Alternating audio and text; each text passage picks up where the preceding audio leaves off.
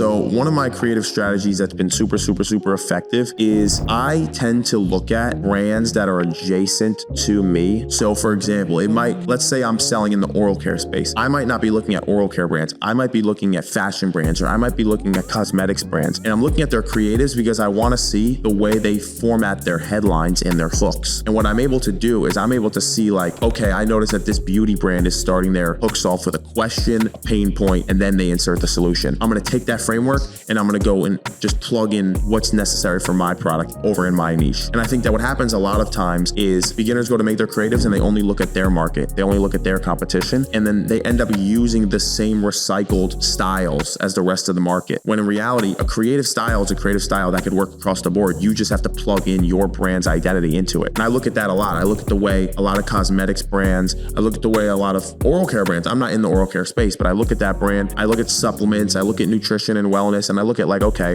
they have a 2-minute video and a 12-second hook. First 12 seconds, they're introducing the pain, the ideal customer, and the side effects of what happens if they don't fix this problem. At the 12-second mark, that's when they insert their solution. This ad's been running for 300 days. I'm gonna go replicate it. I'm gonna replicate that format for my niche. And I think that that's something that's been super effective for me, is being able to look at brands adjacent to me and even brands that have no connection to my industry and replicate their formats into my content and my creative strategy.